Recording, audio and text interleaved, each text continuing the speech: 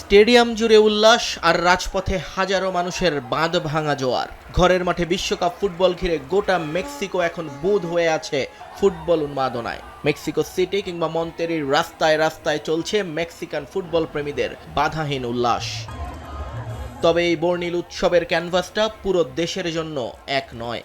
দেশটির বড় একটা অংশেই এই আনন্দ রূপ নিয়েছে থমথমে আতঙ্কে। উরুয়াপান কিংবা কুলিয়াকানের মতো যেসব অঞ্চলে মাদক চক্রের সহিংসতা আর বন্দুকযুদ্ধ রোজকার ঘটনা, সেখানে বিশ্বকাপের উল্লাস এখন চার দেয়ালে বন্দী।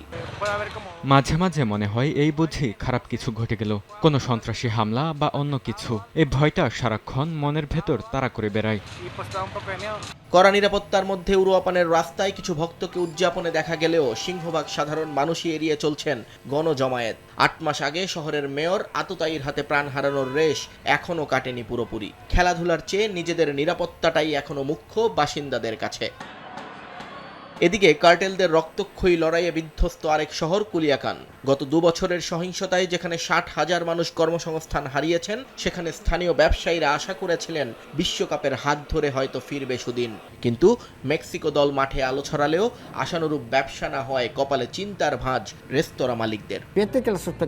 সত্যি বলতে এই বিশ্বকাপ নিয়ে আমাদের প্রত্যাশা অনেক বেশি ছিল, কিন্তু মেক্সিকোর ম্যাচ থাকার দিনগুলো ছাড়া বলতে গেলে ব্যবসাই হচ্ছে না, আর যতটুকু হচ্ছে তাও একেবারেই সামান্য।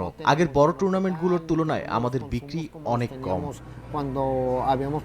নাগরিকরা শঙ্কিত হলেও মেক্সিকোর সরকার এবং মার্কিন প্রশাসন যৌথভাবে নিরাপত্তা নিশ্চিতের দাবি করছে। বাড়ানো হয়েছে লক্ষাধিক নিরাপত্তা কর্মী। দেশটির সরকার সাম্প্রতিক সময়ে হত্যাকাণ্ডের সংখ্যা কমে আসার খতিয়ান তুলে ধরে ইতিবাচক বার্তা দেওয়ারও চেষ্টা করছে, কিন্তু মানুষের মনের গভীরের ভয় কাটছে না কোনোভাবেই। নিখোঁজ আর সহিংসতার আতঙ্ক এখনো তাড়া করে ফিরছে মেক্সিকোর একটা বড় অংশের মানুষকে। নিয়ন মুহাইমিন, সময় সংবাদ।